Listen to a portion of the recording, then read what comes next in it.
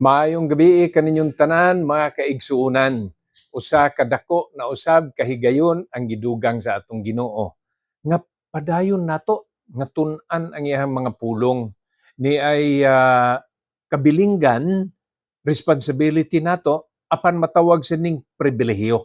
Mao ni ang kabilinggan sa pag-ampo ug pribilehiyo nga makaampo.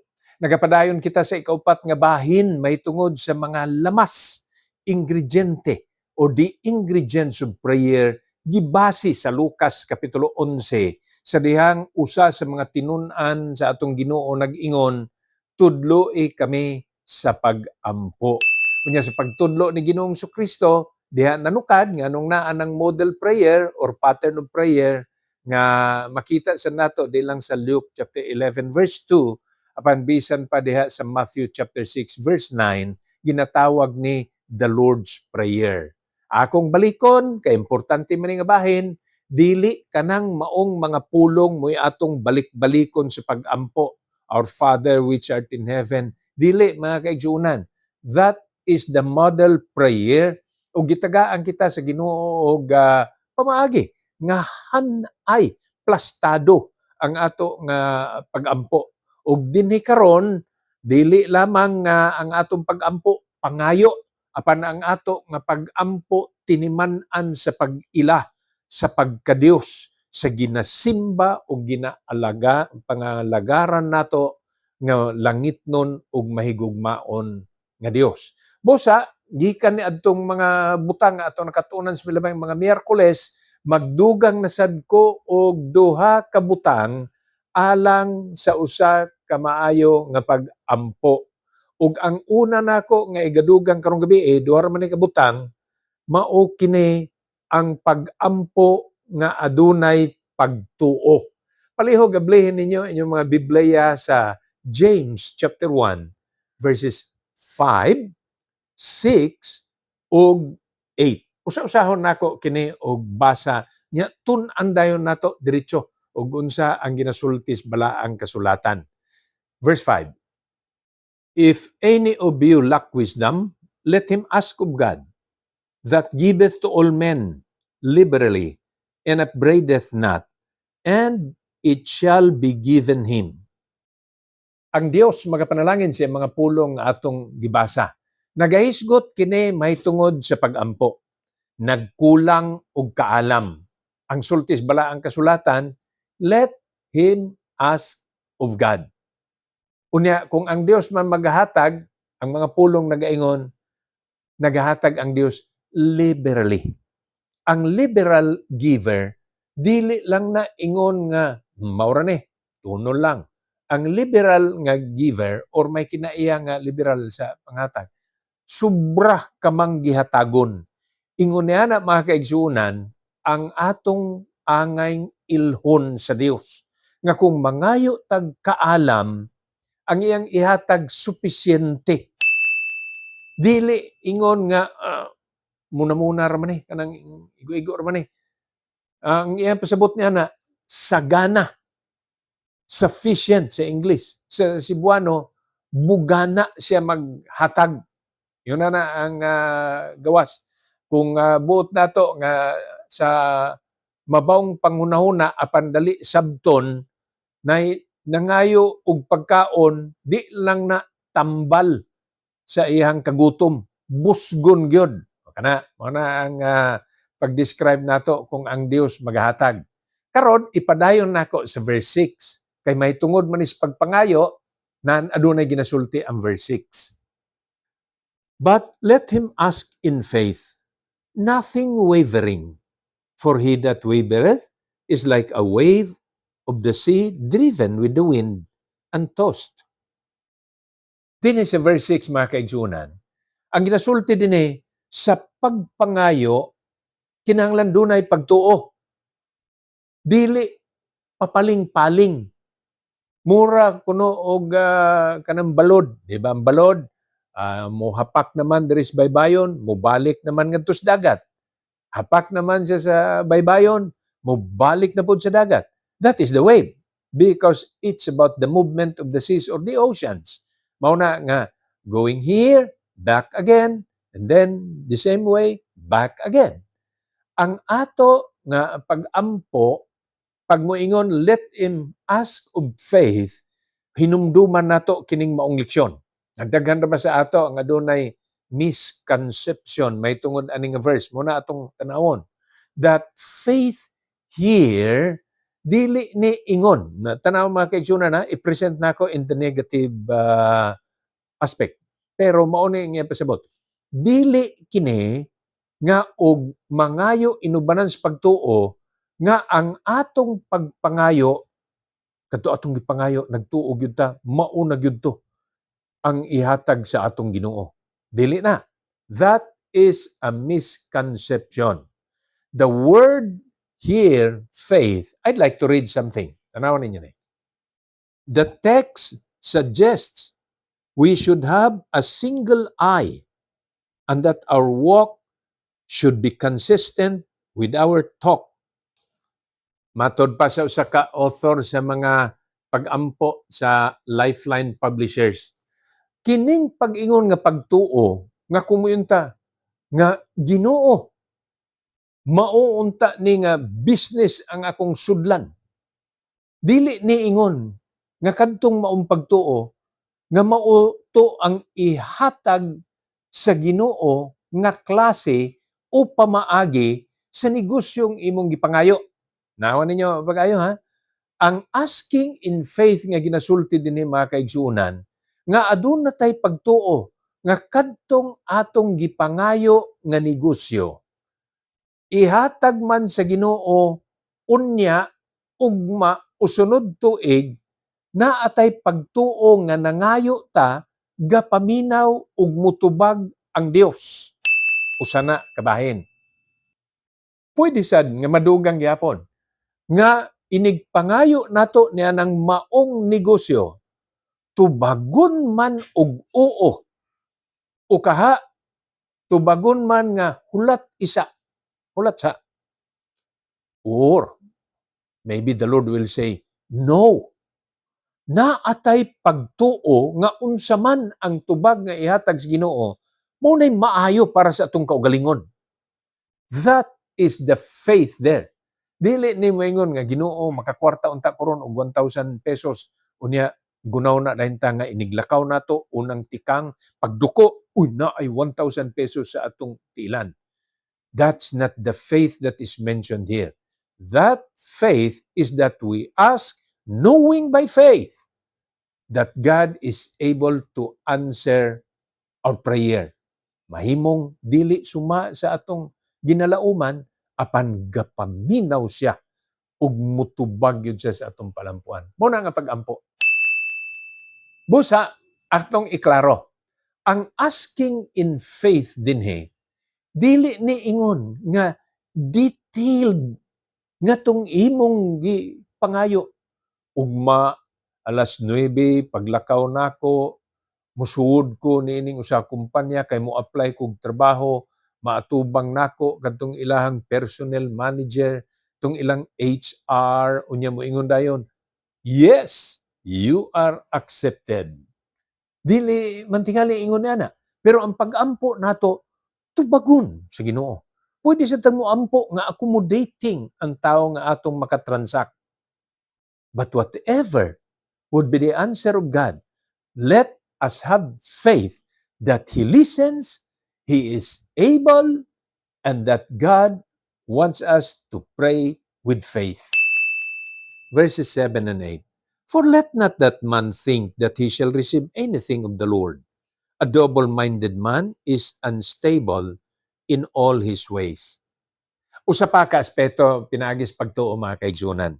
Ang iya usab pasabot din nga ang Dios aduna gyoy kakayahan nga muhatag sa atong kinahanglanon.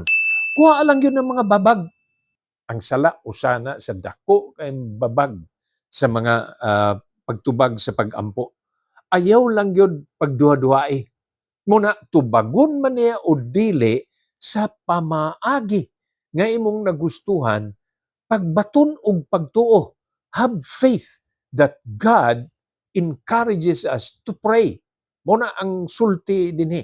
Ayaw kadtong misconception nga ang una-una misunderstanding o misinterpretation nga Panginoon, have faith in God unya kung nagampo naman ko, ihatag na gyud na niya. Ang pagtuo dinhi, nagampo naman ko, siya na ang mahibalo sa iyahang pagahimuon. Kasagaran kita paghihapon ang nagapas-an sa atong mga ginaampuan. Ang picture dinhi kung ang usa ka tawo pananglitan nabug-atan sa iyahang ginadala. Itong kasagaran akong isulti nga picture, may usa ka karabaw, ang usa ka mag-uuma, unya naluoy siya sa iyang karabaw nga mao pagyod ang magdala sa usa ka sakong bugas. Ang iyang gihimo, iyang gipas-an ang usa ka sakong bugas, pero nakasakay gihapon siya sa iyang karabaw. Muna mga kaigsuonan ang atong pagalikayan.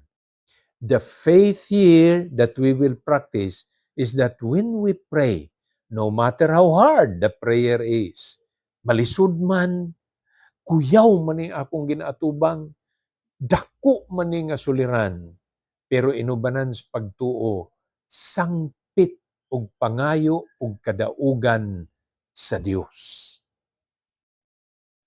Okay, ang ikaduha mga kaigsunan. After faith, ang ato dinhi petition. Hangyo. Matthew chapter 7, 7 and 8. Ask, and it shall be given you. Seek, and ye shall find. Knock, and it shall be opened unto you. For every man that asketh, receiveth, and he that seeketh, findeth, and to him that knocketh, it shall be opened. Pangayo, ug pagahatagan ka. Panuktok, pagaablihan ka. Ang prinsipyo nga buot ihatag kanato sa atong Ginoo na ay aksyon. Mauning akong kinahanglanon, ako ning iampo. I'll make a petition to God. Hangyoon nako ang Dios. Idil ragod nato, isgutan ragod nato ang kasagaran matabo. Kung ang usa ka tawo, bisan Kristohano na magsayop niini, mao na nga unta, pinaagi ni maong mensahe dili na ni mao ang sunod natong panaggawi. Ug natay mga kalisod, kasagaran sa tao mag-agig kalisod, reklamo. Kalisod ni ning adlaw kung siig uwan, sige lang ulan. Kung way uwan, asa naman ang ulan? Nganong init naman ni kaayo. Ang ato mareklamo, tawhanon na. Ang igatudlo nako karon ug ang angay natong paghimuon, sa kada suliran, make a petition. Well, we have applied already. Nag-ampo tag unity, nag-ampo kita og forgiveness, adunay matawag nato nga praises, adoration, worship sa atong prayer, nanang ingrediente. Pero ang atong pag-ampo dili demand sa Ginoo. We can claim, but don't demand from God. Kana mo ingon ta nga claim, kana mo ingon ta Ginoo, nagpromesa man ka. If we ask anything according to your will, He heareth us. Pangayoon nako Ginoo nga kini unta matuman. Meaning mauna kong paalampuan. That is a petition. That is claiming the promise of God. Pero kung mo ta Ginoo, pag di ni matubag hantud ugma ni akong pangayo, di nagyud kong balik simbahan. Nagademand ta. Ug dili na maayo igsuon nga ikaw ug ako mubuhat yan. Ayaw pag-ampo sa ingon nga pag-ampo. Ang ato dinhi petition. Petition, another word is prayer. Remember, based sa mga legal terms, what is your prayer? Muna, what is your petition? Ang ila. Pero ginagamit sad, what is your prayer? That's why in your prayer, make it a petition. Hangyo. Dali ra na kay masabtan. Kay ang mga tao, kung may mo petition tabi nga, kining atong kalsada, masiminto na, muhangyo man na. Dili man na mo demand ngadto sa atong local officials. Ingon ni ana sad ang atong pag-ampo nga mahug kini nga hangyo sa atong Ginoo. Ang iyang paggamit ang application ni anang moingon ta nga mag-ampo ta sa Ginoo, it is not for us to demand from God. Kining nga mga verses, kining naa sa Matthew chapter 7, 7 and 8, nagahisgot ni sa paghangyo nga manuktok ka, pag-aablihan ka, mangayo ka, paghatagan ka. But let us have a cross-reference for this. At ta balik sa Luke chapter 11, verse 8. I say unto you, though he will not rise and give him, because he is his friend, yet because of his importunity, he will rise and give him as many as he needed. Dini, sa pagtudlo ni Ginoong Kristo sa pag-ampo, na usa ka tao nga adunay pangayoon sa iyang silingan. Ingon ang iyang silingan, dili na ko, gabi na. Mga tuog na mi. Basta akong mga anak na pamutang na pahuway na. Pero sige, panuktok ang iyang silingan. Iyang himuon, mobangon siya, dili lang kay tungod kadtong naghangyo iyang higala. Apan ang balaang kasulatan nag-ingon, because of his importunity. Sa ato pa, tagaan na itong duha ka kahulugan. Ug mao gyud sab ni mga kaigsunan. Ang importunity, it means may nungdanon kaayo. May nungdanon kaayo mo na nihangyo. Ang ikaduhang kahulugan, ang iyang pagkamapinadayunon. Well, I'm describing it on the positive side. Kay ang negative side niya na mga kaigsunan, ang iyang pagkasamukan. Ingon na ang negative side. Pero sa positive side, ang iyang pagkamapinadayunon, nanuktok, gibalibaran. Nigi gihapon hangyo, sige gihapon. Unya, wa gyud, nanuktok gihapon. Kay ngun siya na ako'y bisita, akong pakaunon. Not because he is a friend, but because of his importunity. Mubangon tong tao. Unya, iyang ihatag ang iyang kinahanglan. Mao po niya ang usa ka sugilanon sa atong Ginoong Kristo may tungod sa judge. Na nihangyo ang usa ka inahan, dili siya apan nagpadayon ang inahan nga naghangyo tungod sa iyang pagkamapinadayunon. Ang judge muhatag pabor niadtong naghangyo nga inahan. Picture kana sa atong Ginoo nga sa pagkamapinadayunon nato, paghatag sa atong petisyon, wa man pud taga-judge, nagahangyo ta nga sa atong pagka-limitado, nangayo tag pabor, nangayo tag tabang. Ingon na unta ta moduol sa Ginoo, Lord, have mercy on me. I am just a person. I am just a human being. I have limitations. I have human weaknesses. I have human frailties. Lord, have mercy on me. Tabangi ko. Petisyon ka na. Nga ingom pa din sa mga lamas sa pag-ampo, ang Diyos maminaw, magpatalingog, ang Diyos maghatag og tubag. Unsa pa ang imong paalampuan nga pagitubag sa Ginoo? Hilwas ka ba sa kasalanan? Padayon nga ampo. Make your petition to God. Og ang Dios magpaminaw ni ana. Faith, believing that God can, and then petition, add those for the ingredients of your prayer. Gamita igsuon. Ako sa ni nga i-apply kay pareha man tang may ginaampuan. Ugulaton nato ang pamaagi ug panahon nga tubagon sa Ginoo ang atong palampuan. Ang Dios magapanalangin kanaton tanan. To God be the glory and shalom.